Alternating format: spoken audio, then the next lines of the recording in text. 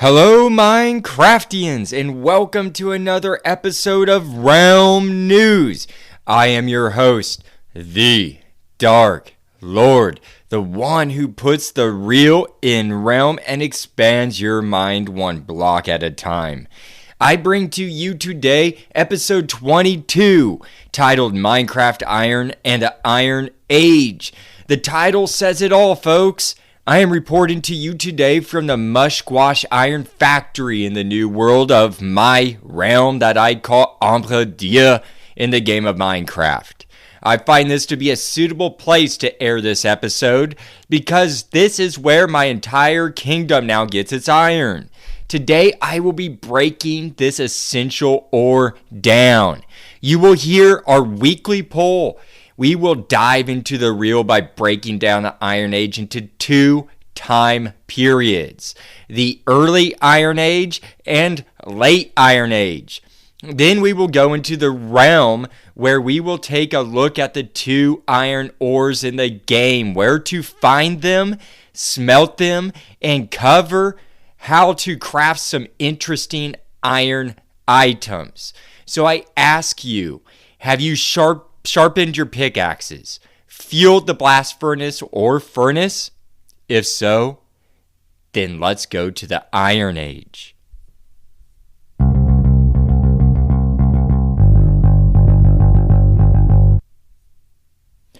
It is poll time, everyone, and I have a poll that is perfect for this week's subject on iron. The poll is about iron rails. Those of you who have been listening to the show know by now that I am a rail fiend. I love connecting my empire, which is pretty vast, with rails, and I travel by minecart everywhere I go amongst my kingdom, or throughout my kingdom, I should say. I think it is truly the best way to travel in luxury, right? But these rails consume a lot of resources. Power rails, of course, require gold and redstone, but the bulk of the railroad is composed of regular track, which you may all know requires lots of iron. That is why I say this is a fitting poll for this week. The question for this week's poll, which garnered a total of 31 votes, was this.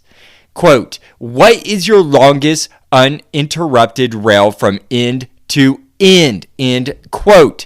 I was curious to see what the Minecraft community's average rail line is in real time, by the minute. For example, my longest rail in my kingdom of Ombre from point A to point B without interruption is 14 and a half minutes long in real time. I provided these 6 ranges of time to choose from in this week's poll. And here they are. I'm going to go ahead and read them off to you. I'm going to start with the first one. It is a range of 0 to 5 minutes. Number 2, the range is 5 to 10 minutes. Number 3, range is 10 to 15 minutes. Number 4 is 15 to 20 minutes. Then it goes on to number 5, 20 to 25 minutes. Then number 6, 25 minutes plus or beyond. Can you imagine, folks, 25 minutes and more riding in a minecart? I will start, as I typically do, with the loser of this week's poll. And this week I have a tie with the loser. This was interesting to me. The two ranges tied for last place are the people who have rails that go either between 15 to 20 minutes long or 20 to 25 minutes long to ride. This shocked me because I figured that the longest range choice of 25 minutes and more would have been last place or tied. Instead, it came in second to last place with 2 votes. That means that there are some very dedicated railroad builders out there. And I received a comment from one of those people on the poll that I will share with you all. From a Redditor who goes by Slurp in Fizzle. They say, quote, me and my friend's realm is entirely devoted to creating a minecart rail. Last official timing, we were at 1 hour and 14 minutes. Oh my gosh. But we are working on connecting a section of 12,000 block rail this week. End quote. That is an astonishing feat, folks. Oh my gosh. I asked them if it was in survival mode, and they responded back with a yes. I never did ask them about if they got around to building that additional 12,000 block rail, but I plan on reaching back out to them and seeing if they finished that. Heck, they probably went on and did another 40,000 blocks since the last time I talked to them. That's just mind-boggling to me. Just a mind-boggling amount of time on constructing the track in itself. I did not record how long it took me to build my 14.5-minute rail, but it took hours in a span of many days for me to do so, to make that length of rail to 14.5 minutes uninterrupted. Not only is that a staggering amount of iron that Slurp and Fizzle made to make over an hour long track, that's an extensive build. But you have to think, there would also be a huge investment of gold that would be used to craft the power rails to push you and your minecart forward for that all to work. Also, you would need an equal amount of blocks for the track to lay down upon, plus torches for while you are constructing this track. I, for one, always place torches along my tracks about every 10 to 15 blocks, so that would amount to, I did not do the math on this. I didn't even ask them how many blocks. I'm sure they don't even know, but that's just a ton of wood and torches for a length of track like that, and blocks to lay the track down to make that all work. I think that is simply amazing. My hat is off to you and your friends, and thank you for that comment, Slurp and Fizzle. Now, moving on to third place with a total of 4 votes are those who have rails between 10 and 15 minutes long. Yours truly, the Dark Lord, lands right in this range. I am proud to say that. You just heard me say that I have a 14.5 minute long rail. Oh my, that took me a long time to make that. I mean, that was just a build up over playing a year and a half of Minecraft. So don't think that you're behind if you don't have a long rail system, because that just takes time to build up to that and to construct. And from my personal experience, this is a range in this 10 to 15 minute long range. This is a range that takes quite a bit of resources and time to construct. I have put in hours to span this rail from one end of my kingdom to the other side of it. From a beach to snow-capped peaks in my world that I named Ombre Dieu. That's my realm. So give yourselves a pat on the back if you fall into this range or this category, because I can attest to how tough it is to get there.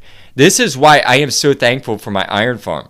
If I did not have an iron farm, I would not have covered a fraction of what I have built with rails. Now, moving on to the second place range, beating the 10 to 15 minute people by 1 vote are those who have rails between 5 and 10 minutes long. They had a total of 5 votes. I can see why this would fall into second place. This is still a very respectable amount of time to ride on a rail in the overworld. I'm guessing these are people that are in the midst of constructing rails, and this is how far they have made it. However, it is not very difficult to achieve, and that is why I believe it falls to second place. Now, moving on to the first place range with a big jump in votes in comparison to the others. The range between 0 to 5 minutes had a grand total of 18 votes. A huge chunk of the total 31 votes, or of the 31 total people that came to the voting polls. That equals out to be 58% of all those votes. This was also the shortest range out of the choices provided. This is now apparent to me that most Minecrafters do not utilize tracks at large distances or large scales. This appears to be more of a niche hobby in the overworld or while playing the game of Minecraft, now that I look at this poll. I should probably perform another one with hopefully a bigger outcome so I get a more precise statistic. But still, this gives a good overlook. But perhaps they use it for more technical uses, such as incorporating small rail systems and redstone technology. With a complex network of minecarts shipping and receiving material in the use of auto farms, perhaps. The 0 to 5 minute range does not equate out to a vast distance of travel. It would also not require a huge investment of iron, gold, and redstone to make this operate. Now, allow me to read another comment from a fellow who goes by apprehensive_hat8986. They say, quote, I enjoy the rails, but I can't abide the lack of game flexibility, speed, and coupling. Longest I've made is 4 minutes.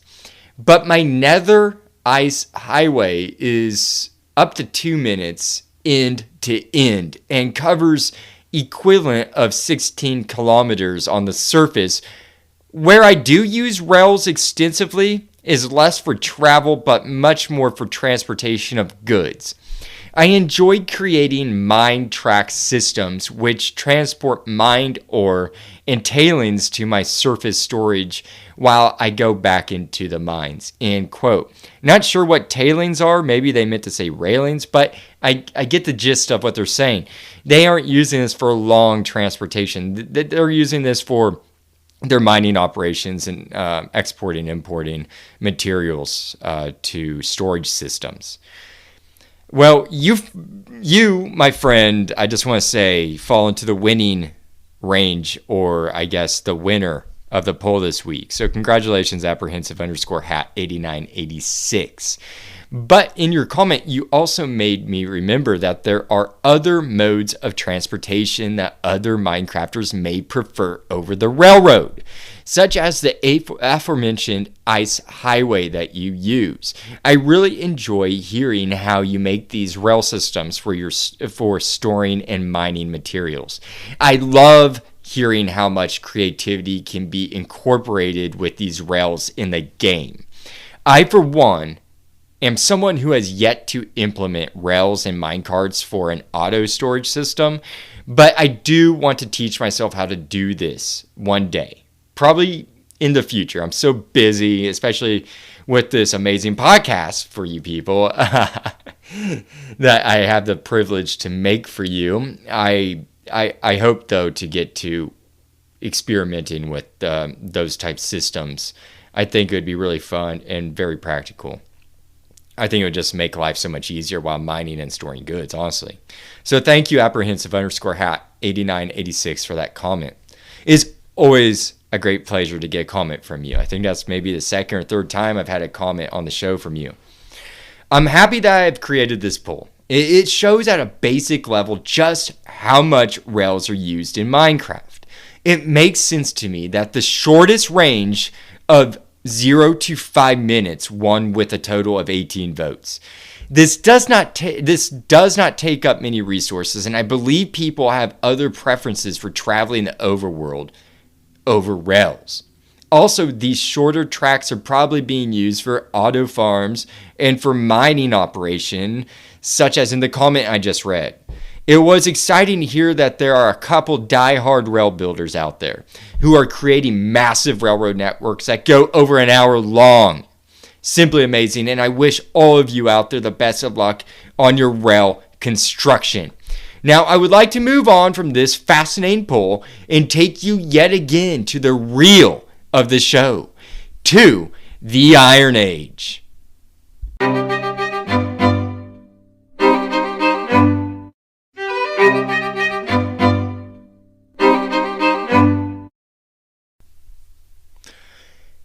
Iron, according to the periodic table, is identified by these two letters, capital F and lowercase e, Fe.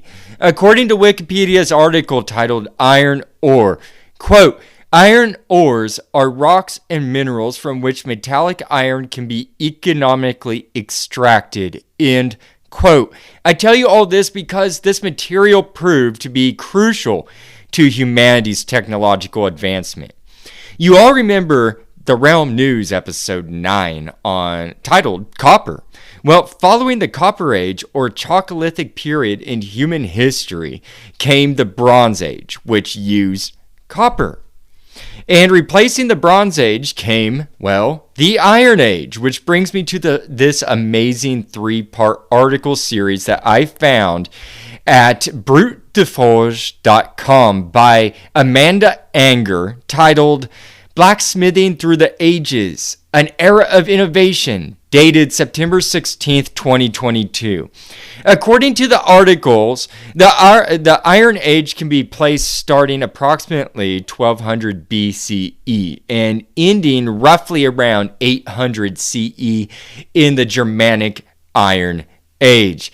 However, the Iron Age did not encompass all societies around the world all at once, but instead was of several Iron Ages that impacted different societies at different times within that range of between 1200 BCE and 800 CE period of time. Europe, Africa, and Asia all experience independent Iron Ages. This range of time can be sectioned into 2 periods in the Iron Age: the Early Iron Age and the Late Iron Age. The Early Iron Age lasted from 1200 BCE to 600 BCE, so 600 years. The civilization that can be accredited to being the first people to work iron are the people called Hittites. The Hittites, whose society was in Anatolia, or Turkey as we know it today, can be accredited with being the first to actively and consistently use iron. There is evidence of iron swords and other iron-made objects found at archaeological sites traced to this society and period of time. Further evidence of the practice of ironworking was the evidence of these structures called bloomeries that were also found at these archaeological sites. A quote on bloomeries from Anger's article is, quote, "Bloomeries were usually made from stone or sometimes clay and had pipes called tuyères that allowed the blacksmith to control airflow via bellows," end quote. These bloomeries were essentially for extracting the iron ore. The fire pits of the Bronze Age did not hold heat constantly enough to smelt the iron out of the ore. The Bronze Age process was simply not up to this task of iron. I mean, it just wasn't. The tech was not there for it quite yet. But this all suggests that the Hittites were way ahead of their time, since they were experimenting with all this, the bloomeries and smelting iron, while people were working with bronze. However, their use of iron was just an experimental phase from what I have read, and is not considered to be its own Iron Age. But the Hittites were the ones who kickstarted it all off when their empire collapsed. Yes, you heard that right. It took the collapse of an empire for this to kickstart a technological revolution. After the Hittite Empire collapsed right around 1200 BCE, a diaspora, or the dispersion of the people from their homeland, occurred. They moved to new lands calling new lands home, all around Asia and Europe, and they brought their advanced knowledge of ironworking with them. This is what kickstarted the Iron Age. Also, wrought iron started to pop up on the historical timeline alongside the collapse of the Hittite Empire. Wrought iron, according to the article, is an iron alloy with a low carbon content. Wrought iron is created when the iron is heated to just the right temperature. When the iron gets to the proper temperature, the iron can then be worked into the desired shape. Being able to manipulate iron by hand, as opposed to the use of a mold which was used for bronze creation, made iron that much more economical and efficient in crafting weapons and tools. Another benefit to iron in comparison to bronze is it takes less material to make iron. Allow me to explain. In order to create bronze, you need a few things. You need copper and tin, or you can use lead instead of tin. To craft something out of iron, well, you just need to extract the iron from the ore. No additional materials are required to create the iron. You just simply need to get the iron.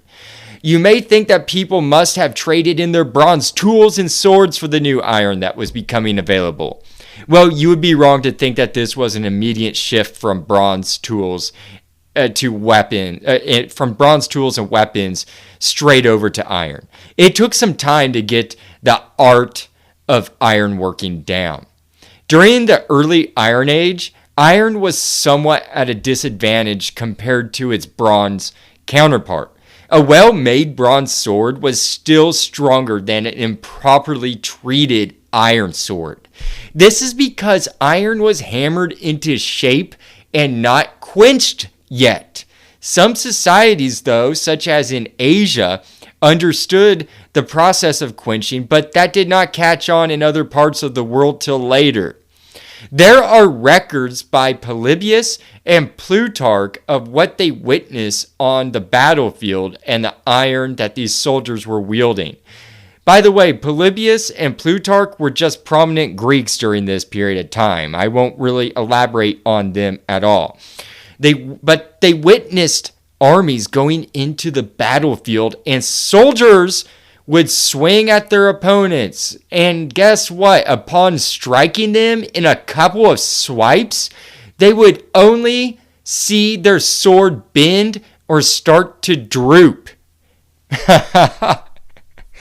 Yes, the sword would bend. The soldier with the bent sword would then literally bend it back straight, right there on the battlefield. They would sit there and try to bend it back. I mean, what a sight to see. I can only imagine being the test subject who had to wield the new iron sword technology in battle. I can't even imagine that. Even though the new technology had its initial disadvantages, it forged on. And yes, pun intended. Simply because it was much easier to create objects from iron. As stated earlier, to make iron, you just need to extract it, then heat it to the proper temperature, and hammer it into the desired shape. Copper and tin to make bronze was becoming less accessible as well. Bronze eventually fell to the wayside. By around 500 BCE, nearly all weapons, tools, and equipment were made from iron, ultimately replacing bronze as the newest technology. Besides the battlefield, the early Iron Age had impacted everyday life. Farming tools were being made of iron as well. Hoes and ards are early plows. These tools required very sturdy iron, which required a skilled blacksmith. This blacksmith would use charcoal as a source of heat to smelt the iron for making these tough iron farming utensils. The axe was probably the most important tool used in this period of the early Iron Age, because burning wood at low oxygen is how charcoal is created. Charcoal was needed to fuel the bloomeries in order to smelt iron and to make steel. So as you can imagine, many trees were cut down to feed this iron working culture that was thriving. With more trees being cut down, the tougher the axe head was needed for the additional usage. More trees to produce charcoal was needed to produce the iron to make the axe to cut the tree down. What a self-depleting cycle between nature and technology. I must go on and address that the article states that back in the early Iron Age, pure iron was very rare to come by. It was only found in meteorites, believe that or not, and those, as you can imagine, were extremely hard to find. The most abundant source of accessible iron on Earth is found in iron ore. which requires the bloomery technology that I mentioned a moment ago to smelt out the impurities from the ore to extract the iron. For some reason, the bloomery technology was rather slow to be adopted by the blacksmiths across the rest of the continent and world, resulting in iron being left on the expensive side. That did not, though, halt experimentation and implementation of iron into everyday life and on the battlefield. The early Iron Age set a clear path for the late Iron Age to go into full force. This segues me to the late Iron Age, an age of innovation. This brings me to the late Iron Age. According to Amanda Anger's article, the third one in her trilogy that she wrote, the late Iron Age time period can be said to begin around 500 BCE. At the time when tools, weapons, and equipment were phased out from bronze and replaced with iron. This late Iron Age is said to have ended in circa 800 CE, ending with the Germanic Iron Age. The late Iron Age was an extremely important time in human history. It was a time of innovation and advances in iron working. It led the way to modernizing armies and economies across the globe. It was during this period that blacksmiths innovated steel from iron. Steel is a much more durable material in comparison to wrought iron. It also holds an edge for much, much longer. Remember when I told you that they have records of soldiers with swords bending out of shape on the battlefield? Well, the innovation of steel helped alleviate that embarrassing problem. Steel was made in something called a crucible and was referred to as crucible steel. The blacksmiths back then figured out that if you added iron with pig iron and flux, it would create steel. Pig iron is simply iron with a high carbon content. This high carbon helps slowly turn the iron into steel. Carbon is essential for this, and flux helps increase the fluidity of it during the smelting process. I can attest to the use of flux myself. I used to solder wires, and flux was a necessity for soldering wires together. Now, crucible steel primarily developed, I want to tell you all, in Asia, specifically in India and Sri Lanka around 300 BCE.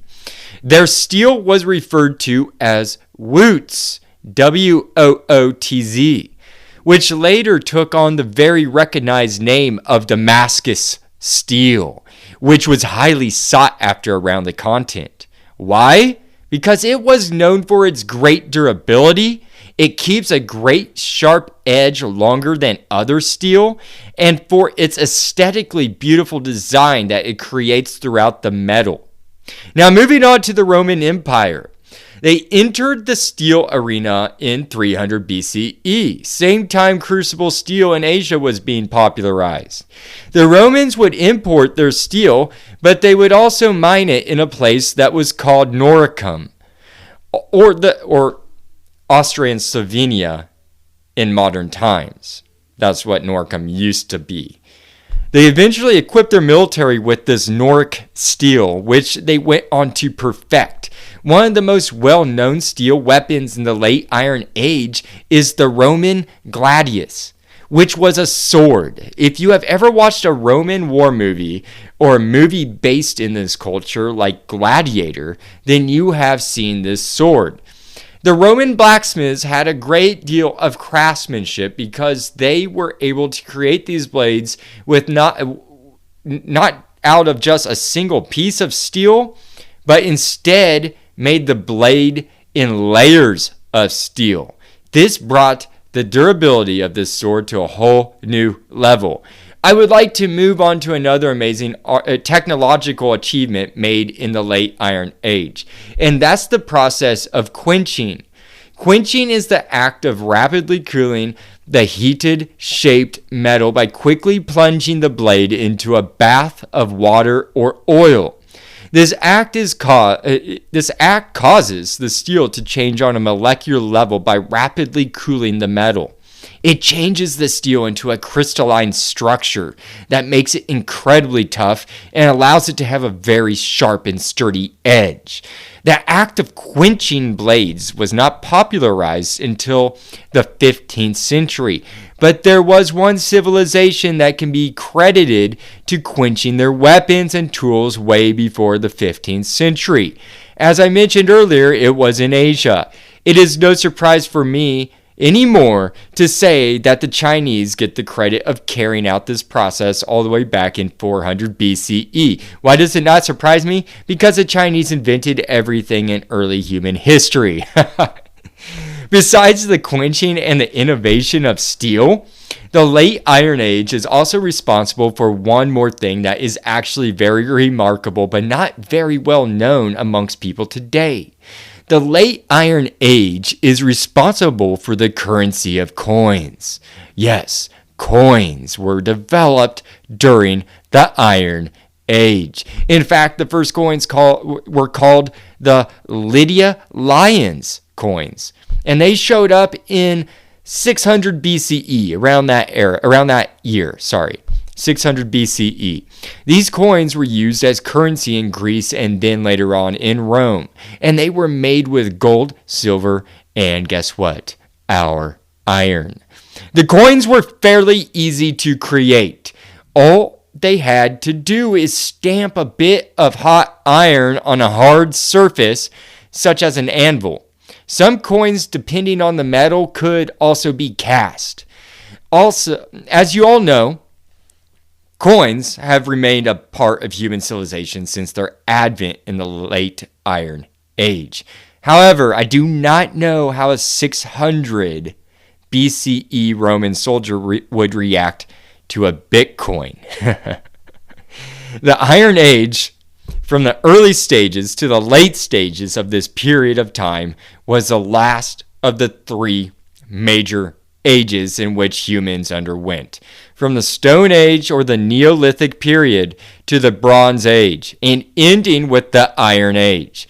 The Iron Age was pivotal for humans' technological development and for society to progress. It advanced warfare, but more importantly, made better tools for the everyday person in the world. When it came to farming and other trades, the Iron Age led to techniques such as smelting, quenching, and steel production. That in turn led to modern day methods of producing iron. Overall, iron has been very beneficial to the human race. It has led to the building of skyscrapers, railroads, and cars, and those are just a few examples. We need iron for a modern society to maintain. With that said, I would like to now take you to the realm of the show and discuss iron in Minecraft.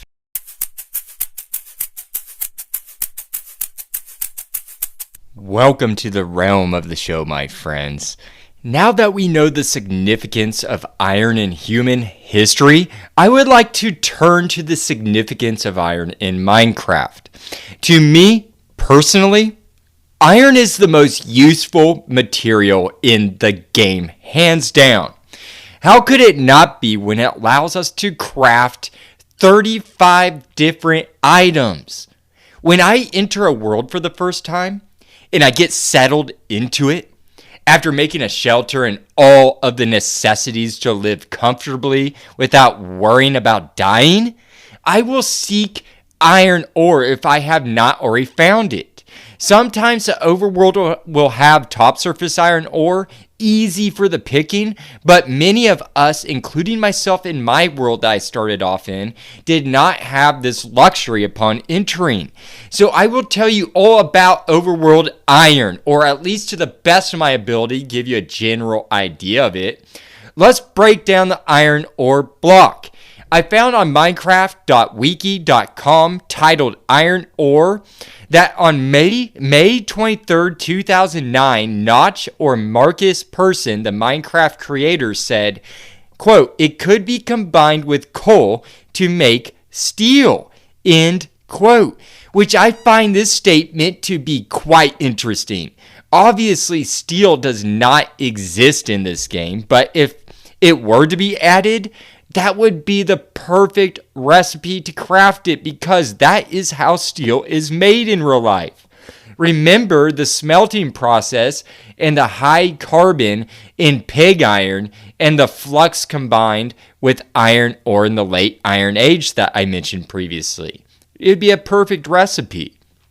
Although steel never made it into the game, Notch did add iron to the game on May 23rd, 2009 by putting iron blobs in stone. I believe this was an experimental phase of sorts during then. My listeners, you might want to fact check me on that. I don't think it was like the official addition to the game of iron, but May 23rd, 2009, it stated in this article that they put iron blobs in the stone. And then just 3 days later, on May 27th, the release of a version of Java Edition Classic 0.0.14a made iron ore a block in the game. However, iron generated a little bit differently in this version of the game. Iron could generate in huge veins in the overworld. In fact, this article goes on to state that it was capable of generating iron in such large blobs that it was capable of going through 3 caverns. These iron blobs or veins could amount to up to 167 iron block. Folks, that is a very good amount of iron to be found in one location in the overworld, or I should say underworld. I have found some decent size blocks of iron, but I would love to find this on a regular mining trip. I mean, come on. Another fun fact, before furnaces were added to the game, players had to drop the iron ore onto fire, like a flame, in order to smelt it. I will dub this the early Iron Age of Minecraft, where they were still trying to figure out how to smelt iron properly. It was before the bloomeries, right? Before I tell you where you can find this important ferrous metal in the overworld, it would be worth mentioning that there are 2 types of iron ore in Minecraft. Well, where you can find the iron ore.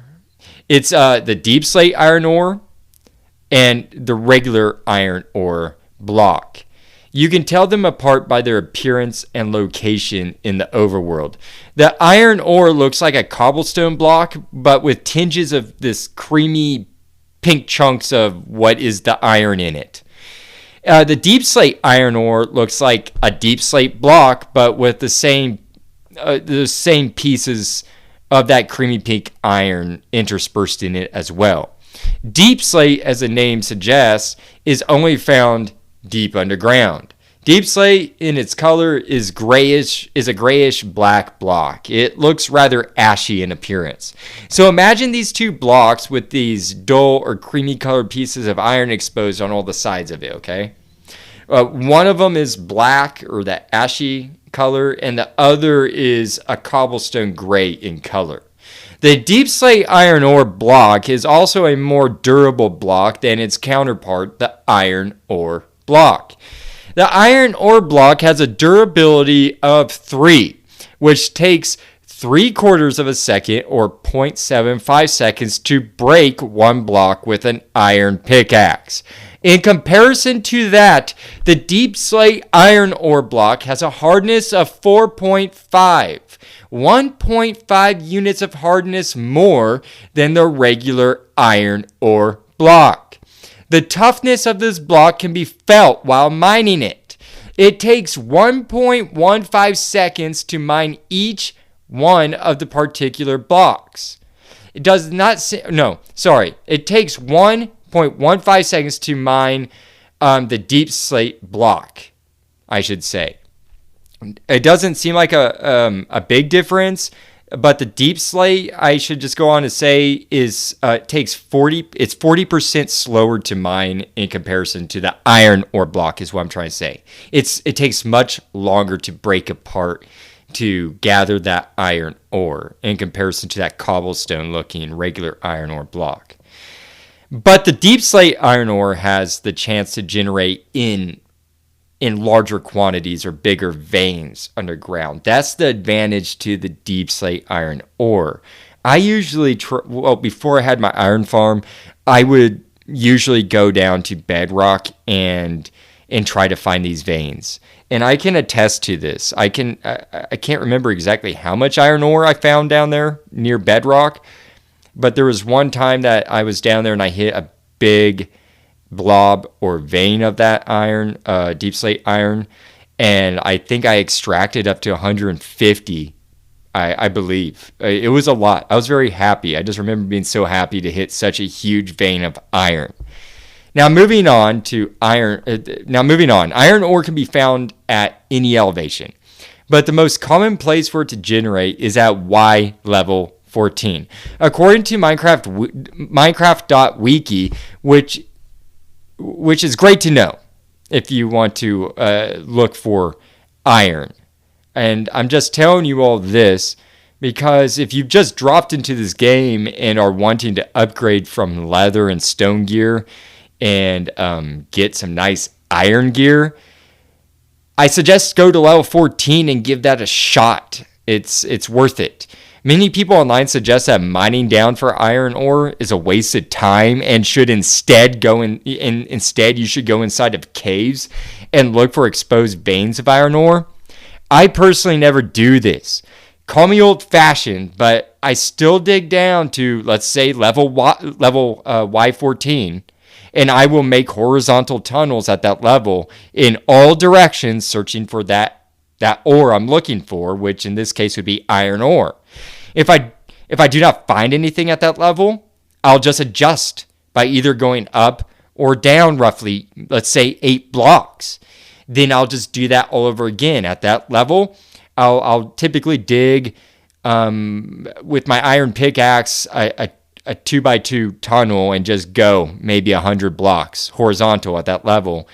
If I don't see anything, I'll go make another tunnel and just keep doing that over and over until I find what I need. This does not bother me because I need the byproduct material that is being mined in search for that specific ore. I don't mind getting and keeping all that deep slate, cobblestone, the copper ore, the lapis lazuli, and all that tough. And I keep that stuff for building my towns and other structures that I am planning, and for my railroad to lay the track down. So all that stuff that people they complain about that they're getting while mining for the ore that they are truly seeking, that stuff I keep and use. To me, it brings up the metaphor of killing two birds with one stone. It's just practical. Plus, I am not a spelunker. I do not go into caves very often. Why? Because they are extremely dark and hostile. I always get killed in caves. But just know that you have this as an option as well. You can go into a cave and find iron. You may prefer that. Many people love the adventure of spelunking in caves and cave adventuring. Now, I mentioned earlier that deep slate iron ore blocks were tougher or more durable than just the regular iron ore block. Well, that doesn't matter once you get the iron ore after you break it, right? They become equals in the furnace. It's all iron ore. There's no difference after you break the block. It's just there's 2 blocks that you can find this iron ore within. Now, it all just breaks down to an iron ore, right? And now we're going to smelt it. You will want to put your iron ore in a blast furnace or a furnace after you are done mining your desired amount. Doing so will initiate the smelting process, as I just said. The smelting will begin once you place the ore into the top slot of the furnace or blast furnace, and then add fuel to the bottom slot there, such as a block of wood, charcoal, coal, or a bucket of lava in that bottom slot will do the job just fine. Smelting this iron ore will yield 1 iron ingot. It takes precisely 10 seconds to yield an iron ingot in the smelting process. However, the blast furnace will smelt iron ore to an ingot in half the time, which equals out to be 5 seconds. Now, let's break down this nice, pure, silvery, metallic iron ingot. Now, I would love to dive into the iron ingot, because just with these ingots, you can craft a few items. There is another way to obtain these iron ingots without going through the pains of mining for it. The article taking inventory iron ingot found at minecraft.net, published on the 18th of July 2019 by Duncan Gear, says iron ingots were officially released upon the overworld on January 29th of 2010, alongside with sticks, mushrooms, and diamonds. And they mention that there are many places that you can find iron ingots than just mining for it. Let me quote from this article. Iron ingots can be found in, quote, in villages, pillager outposts, strongholds, shipwrecks, nether fortresses, jungle temples, desert temples, chest minecarts, in cities, dungeons, woodland mansions, and as buried treasure, end quote. So quite a few places, folks. But those are not the only places you can collect these bars. You can find these dropped by overworld mobs who have a small chance of dropping iron ingots, such as the Husk, zombie, and zombie villagers all have a slight chance of dropping an iron ingot when killed. I think I've collected a couple of these in this way. I do not think they will drop it, though, if killed by the sunlight. Fact check me on that, please. Besides the zombies and the variants mentioned, there is a very obvious mob that drops a great deal of iron, and that is the iron golem.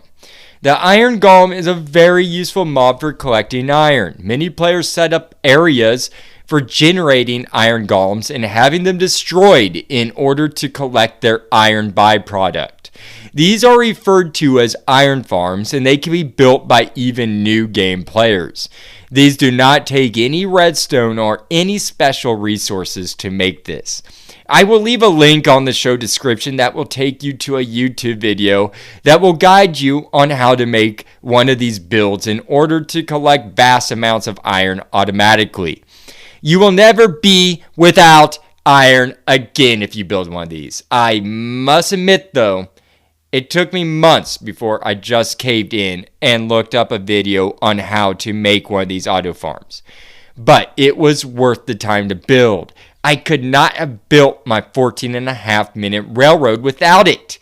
You can also trade for iron with villagers if you still don't want to mine for it. Villagers with the occupation of armor, toolsmith, and weaponsmith villagers keep them in their inventory to sell to you. I just want to let you know that was in that article. Now let's talk about some uses with iron ingots. I am not going to talk about all 35 items that iron can be used in crafting. I will stick to just the armor, sword, and anvil, and a couple other iron items in this episode today. Now, you can either break one iron ingot down into 9 iron ingots, or you can take 9 iron ingots and make them into a pure iron block. Now, you may be asking yourself why you would want to do that to the ingots that took so long to make. Well, for a couple reasons. With 8 iron nuggets and a torch, you can make yourself a lantern. This simple lantern can add so much flair and atmosphere to your town, house, or any structure. It gives off a beautiful light as well. And I personally love the old-timey feel it gives. As for the iron block, you can make yourself a beacon with enough of these iron blocks. Yes, if you have a beacon, then it will need to be placed on a pyramid of a specific material, being either gold, diamond, emerald, or iron blocks. The smallest of these varying size pyramids is a 3x3 pyramid, which equals out to be 9 blocks. This is obviously a build for more late game players and is much more complex and more expensive than making a lantern. But now you have that as an option. If you would like to learn more about the beacons, I talk all about it towards the end of episode 4, titled The Overworld Celestial Bodies, found here on Realm News. Besides the iron blocks and ingots, you will eventually want to make a full iron suit and iron sword for yourself, I imagine. That is how I typically traverse the overworld, but I also enchant all of my armor and weapons. I will get into the enchantments in a future episode, don't worry. But let's start with the iron boots. For iron boots, all you have to do is go to your crafting table and use 4 iron ingots to shape the boots. Simple. I should say it just shapes it for you. You're not doing any shaping. That's up to your imagination. Now, the rest of the armor is just as simple as crafting those boots. It's nothing to just make something out of that one material in the crafting table. Such as the leggings, chestplate, and helmet and sword. The leggings take 7 iron ingots to craft those. Chestplates take 8 iron ingots, and a helmet takes a solid 5 iron ingots in order to craft. If you want to add a sword to this beautiful suit of armor, then you will only need 2 iron ingots and a stick at the crafting table. The cost of all this totals out the cost of a full suit of armor and an iron sword. That comes out to be 26 iron ingots and a stick. That's not too horrible, but that adds up if you are playing frequently. This armor is not invincible and it does wear down. This brings me to the anvil. You can repair your iron items, including your armor and sword, at an anvil. If you have enough XP or experience points and iron bars, then you can restore it back to new. Or you can choose to just partially repair it if you are on the cheap. By the way, an anvil requires 3 iron blocks and 4 iron ingots to craft. And an anvil is not a permanent fixture. Just a caveat, it will eventually bust after so many uses. Actually, around 25 uses to be exact, before it breaks. Kaput. I use anvils frequently, but I will say that I do not enjoy that they wear down and go bust. They are such a costly item to craft, and it just does not make much sense economically to me. I think they should at least make it so it lasts around 100 uses, but that is just my opinion. I am sure that I am not alone, though, in this gripe. But you can keep your enchantments on your gear by using the anvil for repairs. That's just a great thing. And there are very many other cool features that the anvil provides that I will explain. Now, a feature of the anvil that I find to be very neat is the name tag and naming. While doing research in minecraft.wiki.com in the article titled Anvil, I found some interesting little tidbits that go along with the naming items and mobs on the anvil. First off, in order to use a name tag, it must be renamed on an anvil. But if you want to rename a couple of mobs without using a name tag altogether, let's face it, they can be hard to acquire, these name tags. Then you can get a bucket of fish or a bucket of axolotls and put that in the anvil slot and name them right there. When you dump out that bucket containing the axolotl or fish that you named in the anvil, it will come out with that name in the overworld. You can name all of your critters in the aquarium if you wanted to by using this method combined with name tags. Another amazing feature to the anvil is that you can combine enchanted books together on there.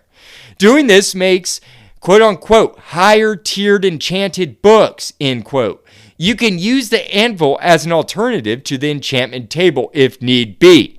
This would be a great and more affordable approach to enchanting armor and weapons for newer players who have not discovered diamonds to craft enchantment tables yet.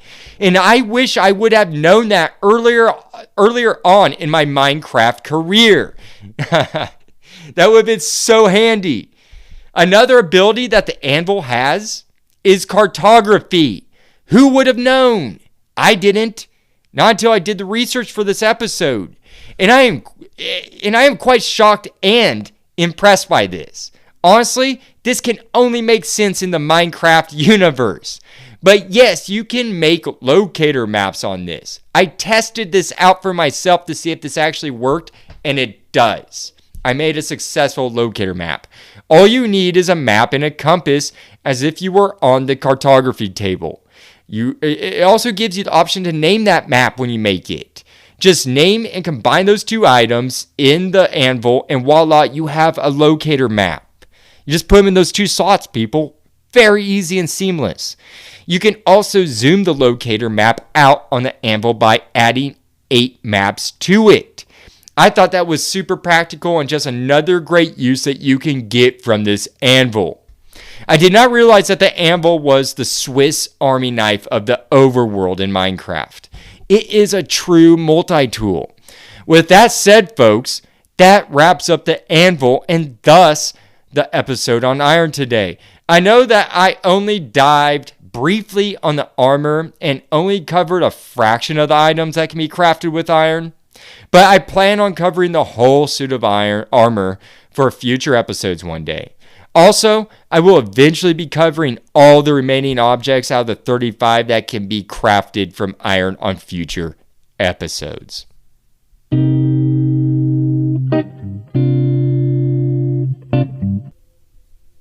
Iron. What a subject. A metal that has been crucial for humans since its discovery.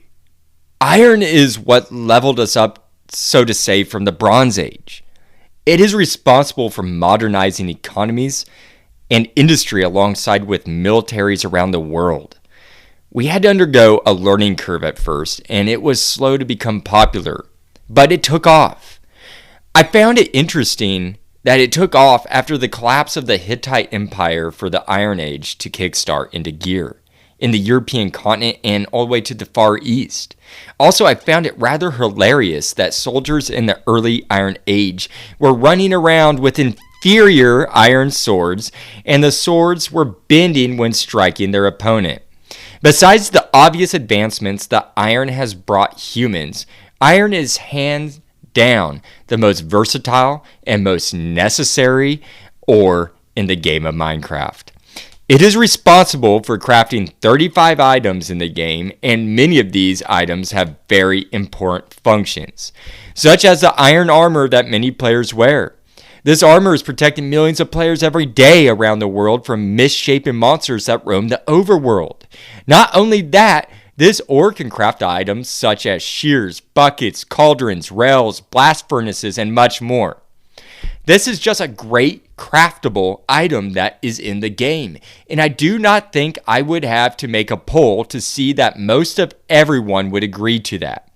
With that said, everyone, make sure to email me at realmnews247@gmail.com and let me know what you think of the show, if you like it or what you would like to hear on the show.